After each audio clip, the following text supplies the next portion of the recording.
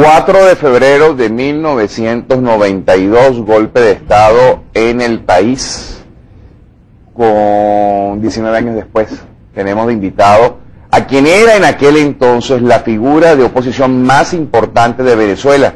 Había sido candidato presidencial, había perdido la presidencia de la República con Carlos Andrés Pérez. Acudió a darle el respaldo institucional a Carlos Andrés Pérez y, según algunos analistas, ello significó su muerte política desde el punto de vista de aspiración a la presidencia de la República. Se trata de Eduardo Fernández. Y lo quisimos traer en el día de hoy para analizar el 4 de febrero, pero desde la perspectiva de cuál era la Venezuela de aquel entonces, que justificó, motivó o provocó el aplauso de los ciudadanos de una situación de golpe de Estado. Muy buenos días, Eduardo. Muchísimas gracias por acompañarnos en la mañana de hoy. Y bueno, hablemos del 4 de febrero, pero los días previos, quizás los años previos al 4 de febrero. Buenos días, José Vicente, y muchas gracias por tu invitación para este programa. Yo tengo unas gráficas que yo quisiera mostrarte y que tienen el propósito de poner en evidencia cómo es que la situación económica de Venezuela, ponla por allá, por favor, de aquella cámara. Bien, la situación económica de Venezuela depende desde hace muchos años de los precios del petróleo en los mercados internacionales. Por muchos años, sobre todo al comienzo de la democracia venezolana, los precios del petróleo eran los siguientes: $2 costaba cada barril. De pronto, súbitamente, en 1973-74, subieron los precios del petróleo dramáticamente.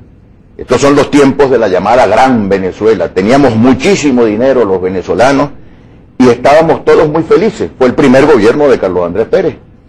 Esta tendencia hacia arriba llevó a acentuar el modelo económico rentista petrolero y a que hubiera dinero para financiar todos los programas sociales. Por eso la gente estaba contenta, por eso Acción Democrática y COPEI sacaban alrededor del 90% de la votación. Pero estos precios fueron declinando, y por aquí está, cuando está en su punto más bajo, el intento de golpe de Estado del 4 de febrero, que desde luego fue un acto bárbaro, primitivo y salvaje, que puso de moda de nuevo los golpes de Estado en Venezuela. A mí me llama la atención que los voceros del actual gobierno condenen tan enfáticamente los golpes, cuando los que pusieron de moda los golpes fueron ellos. Pero fíjense, si pueden otra vez enfocar el gráfico, los precios, cuando termina el último gobierno de India y de la China, los precios del petróleo suben descomunalmente, y eso explica la bonanza económica que acompañó y el financiamiento de los programas sociales. Pero de lo único que uno puede estar seguro, José Vicente, cuando se produce un aumento tan dramático de los precios del petróleo, es que van a bajar. Y aquí es donde yo quiero invitar al país a tener una reflexión profunda, porque como lo acaba de decir la persona a quien estaban entrevistando, Ronald Blanco Lacruz, el liderazgo político actual tiene que darse cuenta. ¿Por qué ha caído la popularidad del actual gobierno? Porque los precios del petróleo disminuyeron, aunque se mantenían en niveles muy altos, ahora han vuelto a subir, pero lo dramático es lo siguiente: no puede la economía del país vivir de esas oscilaciones de los precios del petróleo. Cuando los precios están altos, todo el mundo está contento porque hay empleos artificiales, como se crearon cuando Carlos Andrés Pérez, tú lo recordarás, que había ascensoristas, asistente del ascensorista, el que limpiaba el baño, el asistente del llamado subempleo, ¿no? El llamado subempleo.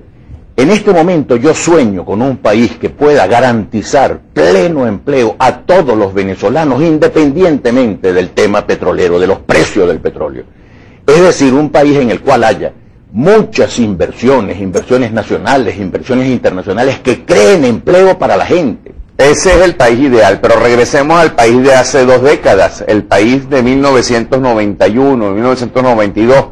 Uno de los elementos que usted considera que acaba con la popularidad de Pérez es el tema económico. Pero es el único elemento. ¿Qué otros factores conducen al 4 de febrero? Mira, yo dije el 5 de julio de 1987, cuando todavía no se conocía la existencia del teniente coronel ni de ninguno de los golpistas, el pueblo está bravo y tiene muy buenas razones, y lo dije desde la más alta tribuna de la República, frente a todo el liderazgo nacional. Dije, Señores, en Venezuela existe una gran irritación porque no se ha cambiado el modelo de crecimiento económico. Y yo creo que ahora, frente a las elecciones del año 2012, es la gran oportunidad que tenemos los venezolanos, de una manera no traumática, sin violencia, sin sangre, a punta de votos, de promover un nuevo gobierno que no repita los errores del pasado, porque el modelo rentista petrolero de los gobiernos de Acción Democrática y de Copey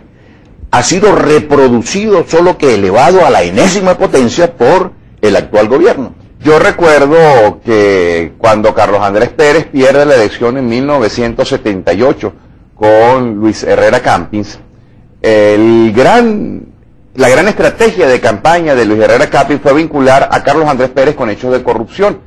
Incluso sacaron un elefante blanco y decían los grandes elefantes blancos de Acción Democrática para unir a Acción Democrática con la corrupción y Carlos Andrés Pérez. Y esa estrategia le funciona a Luis Herrera Campins y gana apretadamente sobre Luis Piñerúa Ordaz la presidencia de la República en el año 78.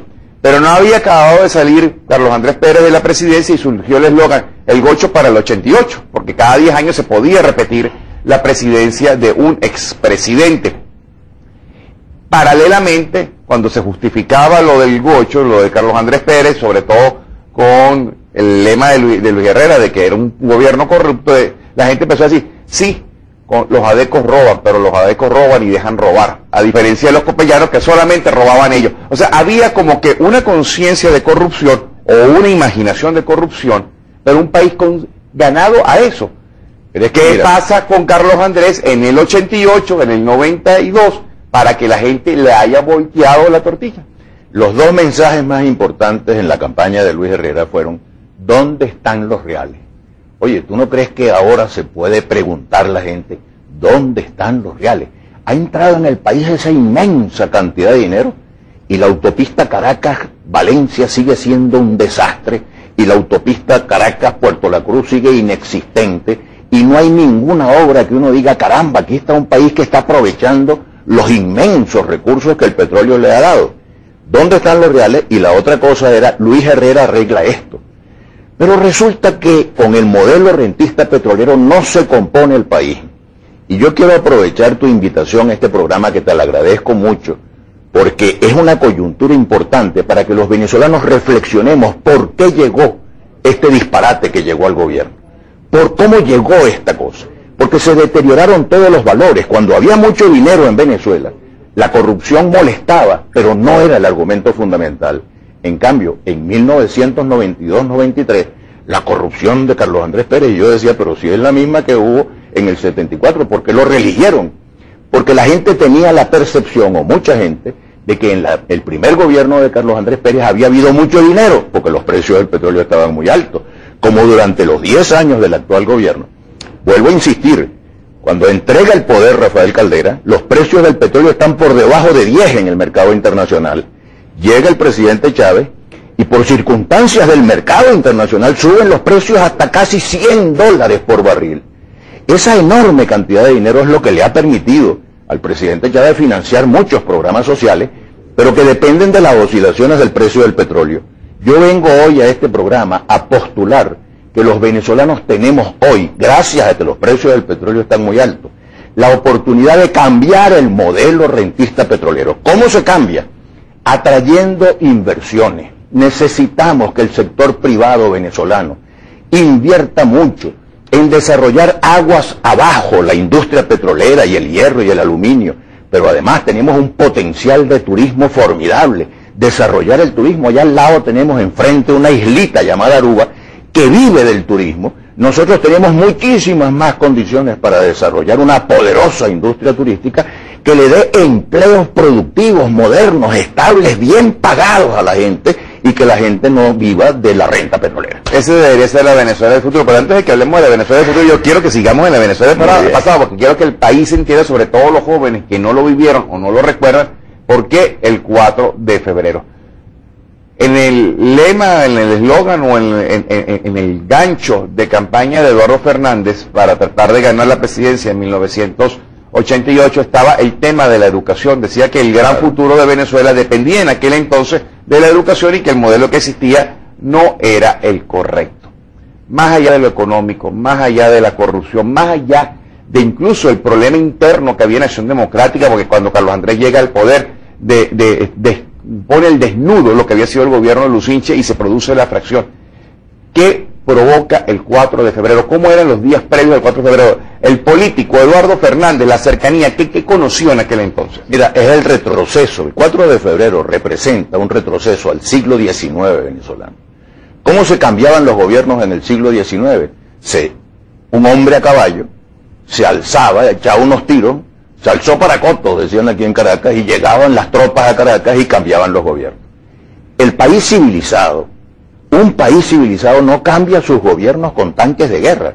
Lo que tenía que producirse en Venezuela era un cambio con votos y no con balas. Eso fue mi mensaje, por cierto, esa misma madrugada del 4 de febrero. Un país civilizado cambia sus gobiernos con votos, no con balas, no con violencia. ¿Cuántos muertos inocentes hubo el 4 de febrero? Por la ambición desmedida de un grupo de personas que querían asaltar el poder para satisfacer una voluntad personal de poder. Lo que el país necesita es fortalecer sus instituciones, pero resolver el problema económico-social. ¿Qué estaba pasando el 4 de febrero? ¿Por qué ese golpe de Estado que normalmente tendría que haber sido condenado unánimemente por todo el país tuvo alguna repercusión popular? Porque la gente estaba irritada, porque la caída de los precios del petróleo había provocado una situación de deterioro de la calidad de la vida, que es un poco lo que está pasando ahorita. Mira, la gente de la clase media tiene ingresos que no le alcanzan para hacer el mercado.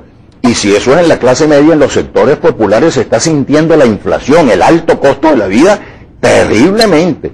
La gente no le alcanza la plata para comprar en los mercados y además te presentas muchas veces a los mercados y hay un problema de desabastecimiento, no hay los productos que tú tienes que comprar. Una persona me decía en estos días una frase muy buena, me decía, antes yo iba al mercado con el dinero en la guantera, abría la maleta y llenaba la maleta de cosas. Ahora llevo el dinero en la maleta y el mercado me cabe en la guantera, porque con todo el dinero que puede caber en la maleta, no hay plata suficiente para hacer el mercado y para atender los gastos de la escuela de los hijos, de la luz eléctrica, del agua, de los servicios públicos indispensables, y la gente está desesperada. Hay que abrir un camino de modernización del país, y este país tiene todo lo que se necesita para triunfar. Tenemos que ir a la pausa. Ha insistido en la situación económica de aquel entonces, pero quiero que me hable de la situación política de aquel entonces. ¿De quién fue víctima Carlos Andrés o de quién fue víctima del país? Estamos conversando con Eduardo Fernández, la persona que salió a la luz pública dándole respaldo a la democracia el 4 de febrero cuando intentaron darle un golpe de Estado a Carlos Andrés Pérez. ¿Quién estaba detrás? ¿Cómo eran los políticos? Le dijeron a Eduardo Fernández en aquel entonces, no aparezca, deja que termine de caer Pérez. ¿Cómo era? Mucha gente, seguramente que la mayoría de ellos de muy buena fe, me aconsejaron en lo que se tuvo noticias de que había un intento de golpe de Estado, cosa que no se producía en Venezuela desde el año 48, cuando se derrocaron los militares a Rómulo Gallego. Entonces me decían, encónchate, tienes que esconderte. Y yo en primer lugar pensaba que el presidente no había regresado todavía de un viaje que había ido a hacer a Suiza, a la conferencia de Davos. Y entonces yo me sentía, yo había sido el que había sacado la más alta votación después de Pérez, 3 millones de votos, 42% de respaldo popular. Yo era el líder de la oposición. Yo había recorrido al país aconsejando que no se votara por Pérez porque no creía que era conveniente la reelección de Pérez. Entonces sentí que mi deber con la nación, con el país, con mi conciencia, con mis principios, con mis hijos, era evitar que viniera una dictadura militar. Nadie sabía quién dirigía ese movimiento, ni cuáles eran sus propósitos, ni sus intenciones. Era un movimiento artero, porque se había desarrollado a la sombra y no tenía un planteamiento ante el país. Entonces, los cambios que yo había propuesto en mi campaña electoral, cambios para modernizar al país, tenían que hacerse en democracia. No era posible que en ese momento, en vísperas del siglo XXI, el país retrocediera a una dictadura militar. Entonces salí a dar la cara, jugándome la vida, porque cuando yo llegué a los estudios de la televisión, la ciudad estaba tomada por los golpistas, habían tiros en todas partes, pero yo consideré que el interés nacional me obligaba a mí a defender la institución. ¿Quién le dijo que se enconchara, por ejemplo?